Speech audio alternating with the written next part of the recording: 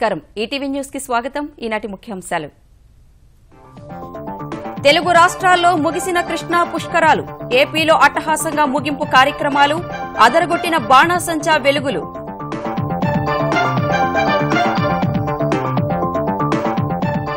ముగింపు వేడుకలకు హాజరైన సింధు గోపీచంద్ పుష్కరుడికి చంద్రబాబు వెంకయ్య హారతి కృష్ణా తీరంలో ఆధ్యాత్మిక శోభ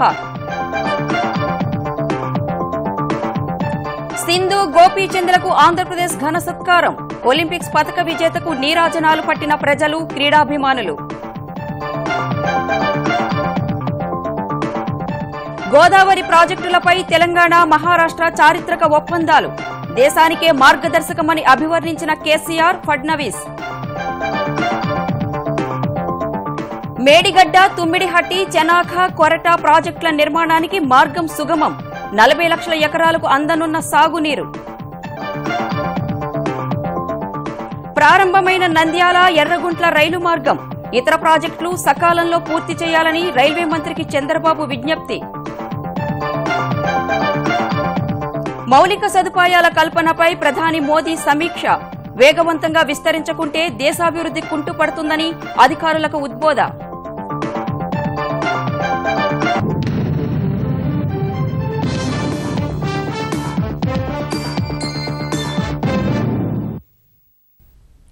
ఆగస్టు 12న బృహస్పతి కన్యారాశిలో ప్రవేశించడంతో మొదలై 12 రోజులు ఉత్సాహంగా సాగిన కృష్ణా ఆది పుష్కరాలు నదీ హారతితో అత్యంత ఘనంగా ముగిశాయి. కర్నూలు, మహబూబ్నగర్, నల్గొండ, కృష్ణా, గుంటూరు జిల్లాలోని ఘాట్లలో ముగింపు వేడుకలు కన్నుల పండుగగా జరిగాయి. పవిత్ర సంగమం ఘాట్ వద్ద జరిగిన ముగింపోత్సవాలతో విజయవాడ దేదీప్యమానంగా వెలిగిపోయింది. తెలుగు రాష్ట్రాల్లో కృష్ణా ఆది పుష్కరాలు ఘనంగా ముగిశాయి. ఆంధ్రప్రదేశ్లోని కృష్ణా, గుంటూరు, కర్నూలు జిల్లాలోని నదీ తీర ప్రాంతాల్లో హారతి కార్యక్రమంతో కృష్ణా ఆది పుష్కరాలు ముగిశాయి. అమరావతి ఘాట్లో హారతి వేడుకకు భారీగా ప్రజలు హాజరయ్యారు. విజయవాడ పవిత్ర సంగమం వద్ద వైభవంగా కృష్ణమ్మకు నవహారతులు నిర్వహించారు. ఈ కార్యక్రమానికి ఒలింపిక్స్ రజత పదక విజేత సింధు, కోచ్ గోపీచంద్, కేంద్ర మంత్రులు వెంకయ్యనాయుడు, సురేష్ ప్రభు హాజరయ్యారు. హారతి కార్యక్రమం తర్వాత నిర్వహించిన బాణాసంచా కాల్పులతో కృష్ణానది పరిసర ప్రాంతాలు వెలుగులీనాయి.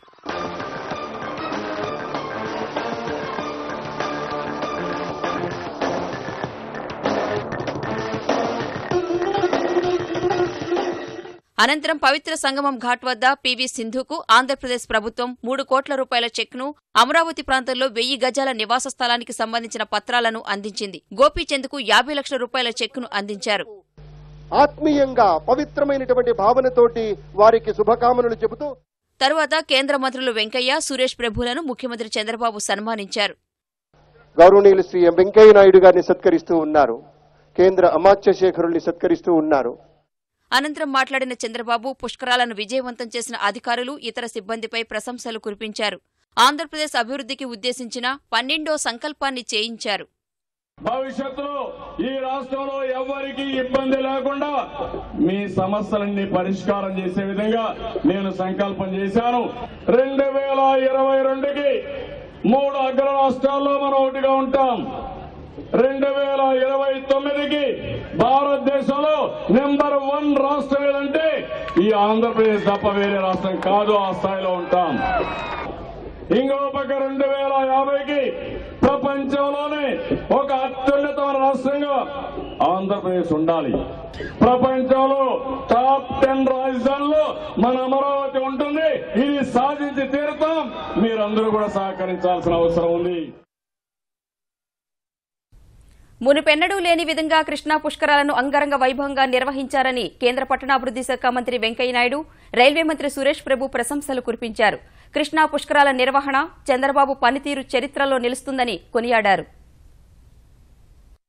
అద్భుతమైన అమోఘమైన ఈ పుష్కర ఏర్పాట్లు, దానికోసం ముఖ్యమంత్రి గారు వెనక ఉండి చేసే అన్ని రకాలైన కావాల్సిన ఏర్పాట్లు, అధికార యంత్రాంగం అంతా సహకరించిన తీరు అన్నిటి నుంచి ఆంధ్రప్రదేశ్ ప్రజలందరూ కూడా చూపించిన శ్రద్ధ, క్రమశిక్షణ, ఐకమత్యం అంతా కూడా ఇది అనిర్వచనమైనది. చివరి రోజున పుష్కర స్నానాల కోసం ఆంధ్రప్రదేశ్ 3 జిల్లాలోని ఘాట్లకు ప్రజలు పెద్ద సంఖ్యలో తరలివచ్చారు. ముఖ్యంగా ఉత్తరాంధ్ర నుంచి పెద్ద సంఖ్యలో భక్తులు విజయవాడకు తరలిరాగా స్నానఘట్టాలన్నీ భక్తులతో కిటకిటలాడాయి. పద్మావతి, కృష్ణవేణి ఘాట్లలో పెద్ద సంఖ్యలో భక్తులు పుణ్య స్నానాలు ఆచరించారు. అనంతరం దుర్గమ్మను దర్శించుకున్నారు. జగ్గయ్యపేట మండలం ముక్త్యాలలో గణపతి సచ్చిదానంద పుష్కర స్నానం చేశారు. వేదాద్రిలో నందమూరి రామకృష్ణ పుణ్యస్నానాలు చేశారు. గుంటూరు జిల్లాలోని అమరావతి, సీతానగరం సహా పల్నాడులోని గ్రామీణ ఘాట్లన్నీ కిటకిటలాడాయి. కర్నూలు జిల్లా సంగమేశ్వరంలో భారీగా పిండ ప్రదానాలు చేశారు. ఉప ముఖ్యమంత్రి కేఈ కృష్ణమూర్తి శ్రీశైలం మల్లన్నను దర్శించుకున్నారు. లింగాలగట్టు ఘాట్లో సినీ నటి, వైకాపా ఎమ్మెల్యే రోజా కుటుంబ సభ్యులతో కలిసి పుష్కర స్నానం చేశారు. తెలంగాణలో కూడా చివరి రోజున పెద్ద సంఖ్యలో పుష్కర స్నానాలు చేశారు. మహబూబ్నగర్ జిల్లాలోని బీచుపల్లి, సోమశిల, రంగాపూర్ ఘాట్లు భక్తులతో కళకళలాడాయి. ఆలంపూర్ జోగులాంబ దర్శనానికి భక్తులు బారులు తీరారు. దేవాదాయ శాఖ మంత్రి ఇంద్రకరణ్ రెడ్డి ప్రత్యేక పూజలు చేశారు. సోమశిలలో మంత్రి జూపల్లి పుష్కర స్నానం చేశారు. రంగాపూర్ ఘాట్ వద్ద ఎంపీ కొత్త ప్రభాకర్ రెడ్డి, ప్రణాళిక సంఘం ఉపాధ్యక్షుడు నిరంజన్ రెడ్డి కుటుంబ సభ్యులతో కలిసి పవిత్ర స్నానం ఆచరించారు. తెరాస యువజన విభాగం నదీ అగ్రహారం ఘాట్ వద్ద తెలంగాణ అమరవీరులకు పిండ ప్రదానం చేసింది. నల్గొండ జిల్లా నాగార్జునసాగర్, వాడపల్లి, మట్టపల్లి పుష్కర ఘాట్లకు భక్తులు పెద్ద సంఖ్యలో తరలివచ్చారు. శాసనమండలి చైర్మన్ స్వామిగౌడ్, తెరాస నేత నోముల నరసింహయ్య, జీహెచ్ఎంసీ మేయర్ బొంతు రామ్మోహన్ పుణ్యస్నానం చేశారు. కాంగ్రెస్ శాసనసభాపక్ష నేత జానారెడ్డి కృష్ణానదికి ప్రత్యేక పూజలు నిర్వహించారు. అన్ని ఘాట్లలో కృష్ణమ్మకు అత్యంత ఘనంగా నదీ హారతి ఇచ్చారు. వాడపల్లిలో హంస వాహనంపై తెప్పోత్సవం నిర్వహించారు.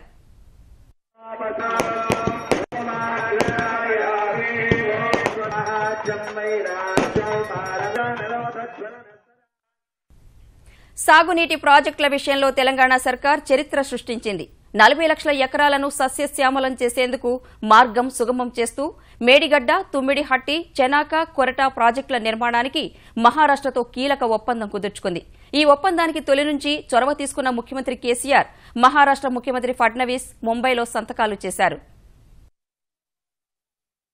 1 కోటి ఎకరాలకు సాగునీరందించాలనే బృహత్తర లక్ష్యంలో భాగంగా పొరుగు రాష్ట్రమైన మహారాష్ట్రతో ఎలాంటి అభ్యంతరాలు తలెత్తకుండా తెలంగాణ సర్కార్ కీలక ఒప్పందాలు చేసుకుంది. గోదావరిపై మేడిగడ్డ, ప్రాణహితపై తమ్మిడిహట్టి, పెన్గంగపై చెనాక, కొరాట బ్యారేజీల నిర్మాణానికి ముంబైలోని సహ్యాద్రి అతిథి గృహంలో ముఖ్యమంత్రి కేసీఆర్, మహారాష్ట్ర సీఎం ఫడ్నవీస్ సంతకాలు చేశారు.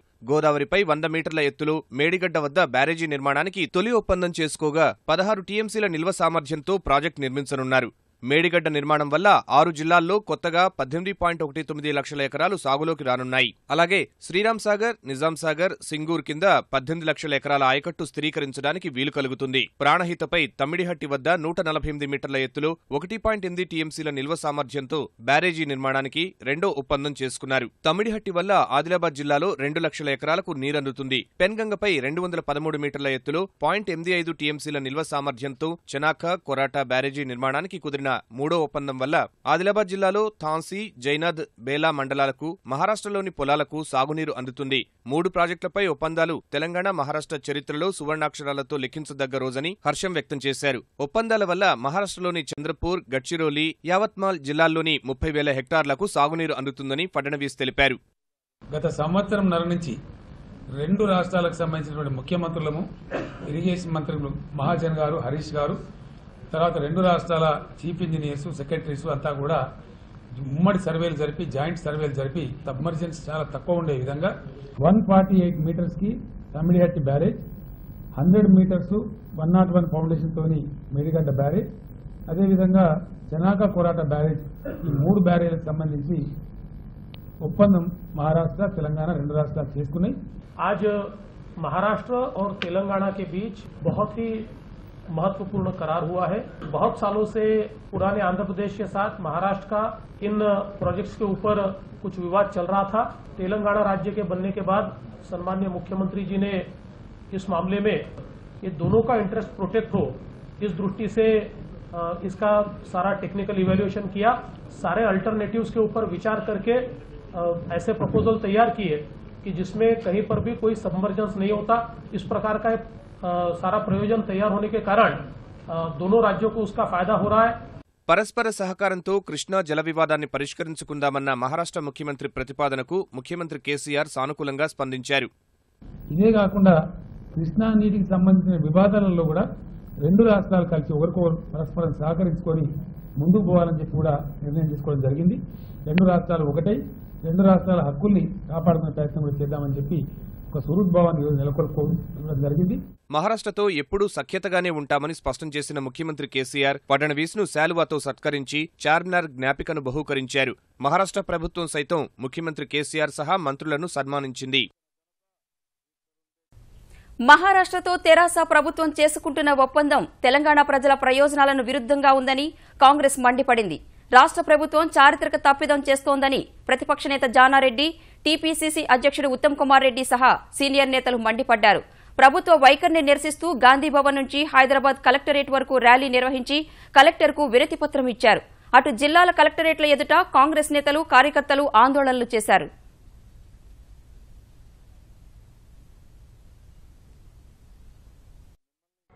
రెండు పంటలకు నీళ్ళిస్తే నేను ప్రచారం చేస్తాను నీకు అని చెప్పి సవాల్ చేసినాను.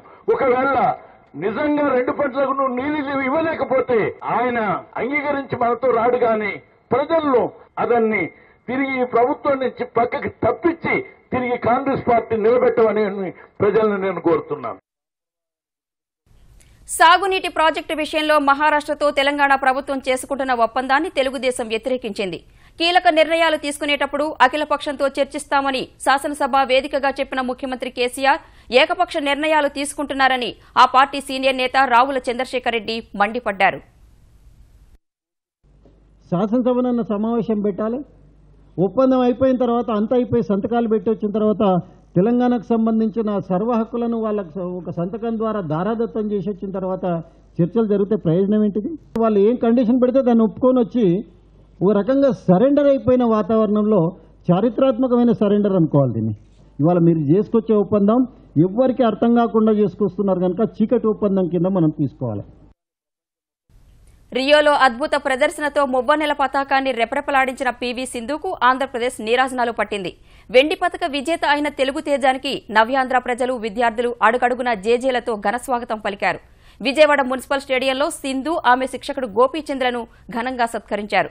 ముఖ్యమంత్రి చంద్రబాబు ప్రోటోకాల్ పక్కన పెట్టి మరీ సింధుకు ప్రాధాన్యమిచ్చారు. రియో ఒలింపిక్స్ లో రజత పథకం సాధించిన తరువాత తొలిసారి విజయవాడ వచ్చిన పీవీ సింధుకు ఆంధ్రప్రదేశ్ ఆత్మీయ స్వాగతం పలికింది.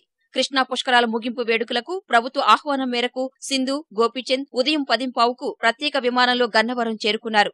విమానాశ్రయంలో ఆంధ్రప్రదేశ్ మంత్రులు, ప్రజాప్రతినిధులు, క్రీడా సంఘాలు ఆమెకు ఘన స్వాగతం పలికాయి.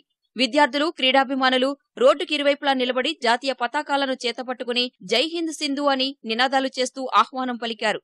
ప్రత్యేకంగా అలంకరించిన వాహనంపై సింధు, కోచ్ గోపీచంద్ ప్రజలకు అభివాదం చేస్తూ గన్నవరం నుంచి ఇందిరాగాంధీ మున్సిపల్ స్టేడియం వరకు భారీ ర్యాలీగా చేరుకున్నారు.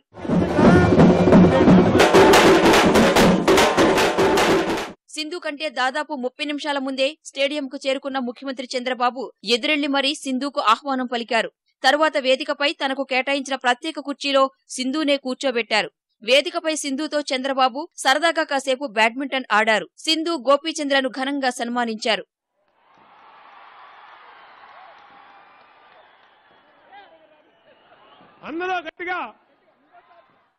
యువతకు స్ఫూర్తిగా నిలిచేందుకే తన ప్రోటోకాల్ పక్కన పెట్టానని చంద్రబాబు తెలిపారు. భారతదేశంలో స్పోర్ట్స్ పర్సన్స్ ని బాగా ఇన్స్పైర్ చేయాలంటే ఒలింపిక్ గేమ్స్ ఇండియాకు రావాలి. మన పిల్లలకు గాని ప్రోత్సాహాలు ఇస్తే, మంచి ఇన్ఫ్రాస్ట్రక్చర్ తయారు చేస్తే చైనా కంటే, అమెరికా కంటే బ్రహ్మాండంగా ఆడేవాళ్లు మనలో ఉన్నారని చెప్పి కూడా నేను మీకు తెలియజేస్తున్నాను. సింధు క్యారియర్ బిల్డప్ కావడానికి, ప్రపంచవ్యాప్తంగా పేరు రావడానికి ఆంధ్రప్రదేశ్ లో తెలుగు బిడ్డగా ఏమేం చేయాలనో భారతదేశం గర్వపడే విధంగా నేను పూర్తిగా సహకరిస్తానని మరొక్కసారి మీ అందరికీ హామీ ఇస్తున్నా. స్పోర్ట్స్ సిటీలో మీరు బ్రహ్మాండమైనటువంటి అకాడమీ స్టార్ట్ చేయాలి. క్రీడలకు కేంద్రంగా అమరావతి తయారవుతుంది. ప్రజాభిమానానికి పులకించిపోయిన సింధు, గోపీచంద్ ప్రజలకు, ఆంధ్రప్రదేశ్ ప్రభుత్వానికి కృతజ్ఞతలు తెలిపారు. చాలా ఆనందంగా ఉంది ఇక్కడ వచ్చినందుకు. And thank you sir for honouring me here today. And నేను అసలు ఎక్స్పెక్ట్ చేయలేదు ఇంతమంది ఉంటారని. Thank you so much. ఇవాళ నాకు ఇంత సపోర్ట్ ఉందంటే మీ అందరి వల్లే. అండ్ డెఫినెట్ గా సార్ మీ సపోర్ట్ వల్ల ఇంకా ఎన్నో గెలుచుకుని పైకి వస్తానని కోరుకుంటున్నాను. 2000 సంవత్సరంలో కర్ణం మల్లేశ్వరి గారు ఒలింపిక్స్ లో మెడల్ గెలిచినప్పుడు ఆ రోజు నాకు తెలిసింది చంద్రబాబు నాయుడు గారు ఆ రోజు ఆ సన్మాన సభ ఎందుకు చేశారు అని. ఎందుకంటే ఆ ఇన్స్పిరేషన్ ఏదైతే ఉందో వాటిలోంచే పుట్టింది నా ఆల్ ఇంగ్లాండ్ ఛాంపియన్షిప్ కానీ నా ఇది కానీ. సో గోపి సింధు సన్మానం సందర్భంగా ఆంధ్రప్రదేశ్ ప్రభుత్వం ఏర్పాటు చేసిన సాంస్కృతిక కార్యక్రమాలు ఆకట్టుకున్నాయి.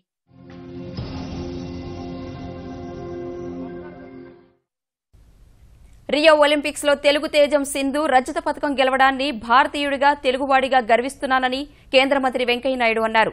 తాడేపల్లి విజయవాడ క్లబ్ ఆధ్వర్యంలో సింధు కోచ్ గోపీచంద్ అభినందన కార్యక్రమంలో ఆయన పాల్గొన్నారు. సింధుకు ఉజ్వల భవిష్యత్తు ఉందని వెంకయ్య ప్రశంసించారు. గోపీచంద్ రూపంలో ద్రోణాచార్యుడిని చూసే అవకాశం కలిగిందన్నారు. జీవితం అంతా ఇప్పుడు నేర్చుకుంటూ ఉండాలి. నేను రాజకీయ నాయకులు కూడా చెప్తుంటాను, ల్యాండ్ నాట్ యాండ్. అందరూ తెలుసుకోండి, ఎన్ని కోట్లు సంపాదిస్తే ఎంత పెద్ద పదవులు పొందితే ఎంత అభిమానం దొరుకుతుంది చెప్పండి. అమ్మాయికి చూసినట్టుగా ఈ క్రీడలో చూపించిన ప్రావీణ్యం, ఆ ప్రావీణ్యానికి మూల కేంద్రం శ్రీ గోపీచంద్. ఆయన మన తెలుగువాడు కావడం మనందరూ కూడా చాలా సంతోషం. సువిశాల భారతదేశంలో మన దేశానికి 2 పథకాలు ఇస్తే ఆ 2 పథకాల్లో ఉన్నటువంటి రైతు పథకాన్ని సింధు మన అందరూ కూడా తెప్పించి పెట్టిందని చెప్పంటే అది మన గర్వకారణం.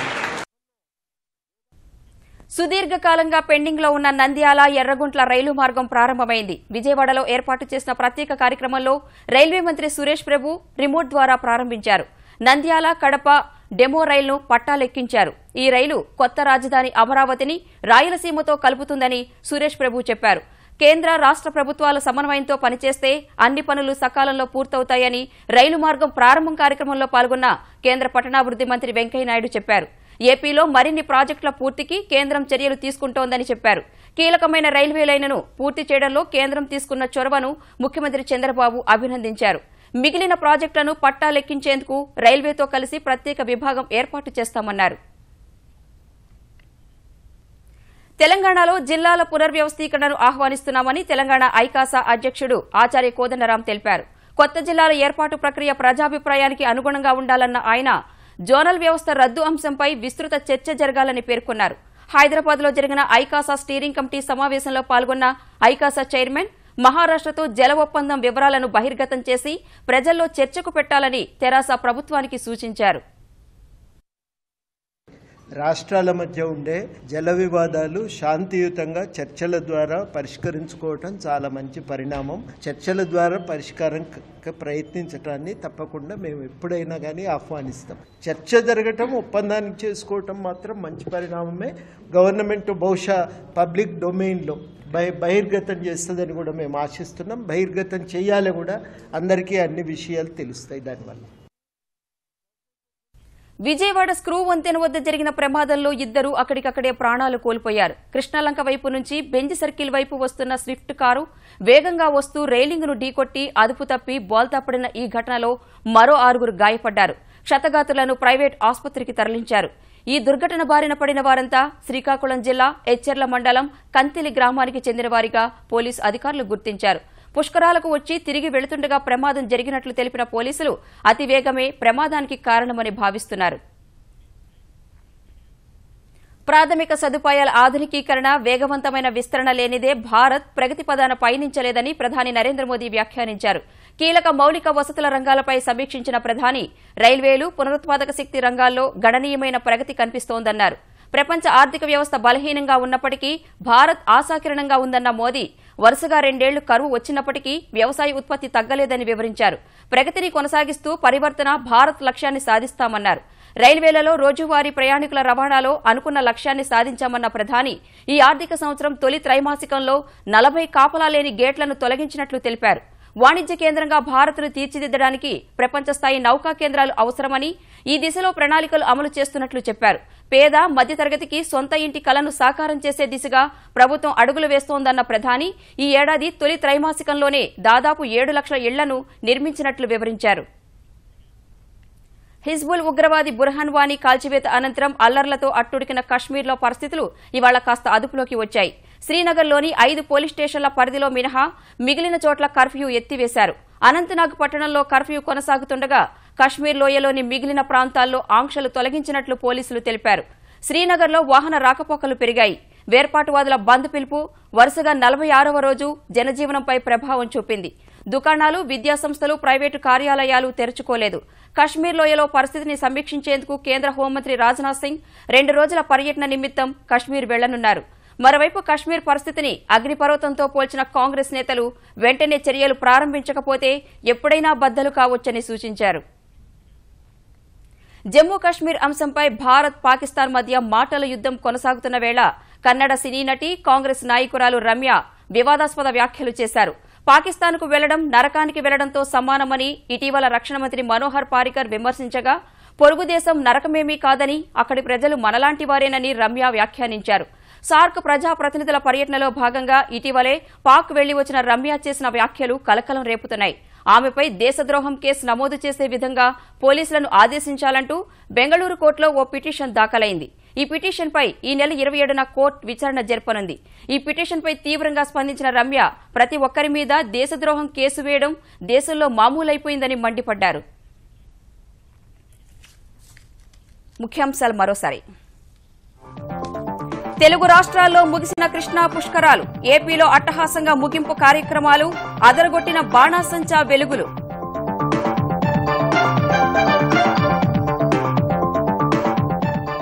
ముగింపు వేడుకలకు హాజరైన సింధు, గోపీచంద్. పుష్కరుడికి చంద్రబాబు, వెంకయ్య హారతి. కృష్ణా తీరంలో ఆధ్యాత్మిక శోభ. సింధు, గోపీచంద్లకు ఆంధ్రప్రదేశ్ ఘన సత్కారం. ఒలింపిక్స్ పతక విజేతకు నీరాజనాలు పట్టిన ప్రజలు, క్రీడాభిమానులు. గోదావరి ప్రాజెక్టులపై తెలంగాణ, మహారాష్ట్ర చారిత్రక ఒప్పందాలు. దేశానికే మార్గదర్శకమని అభివర్ణించిన కేసీఆర్, ఫడ్నవీస్. మేడిగడ్డ, తుమ్మిడిహట్టి, చెనాఖ, కొరట ప్రాజెక్టుల నిర్మాణానికి మార్గం సుగమం. 40 లక్షల ఎకరాలకు అందనున్న సాగునీరు. ప్రారంభమైన నంద్యాల, ఎర్రగుంట్ల రైలు మార్గం. ఇతర ప్రాజెక్టులు సకాలంలో పూర్తి చేయాలని రైల్వే మంత్రికి చంద్రబాబు విజ్ఞప్తి. మౌలిక సదుపాయాల కల్పనపై ప్రధాని మోదీ సమీక్ష. వేగవంతంగా విస్తరించకుంటే దేశాభివృద్ధి కుంటుపడుతుందని అధికారులకు ఉద్బోధ.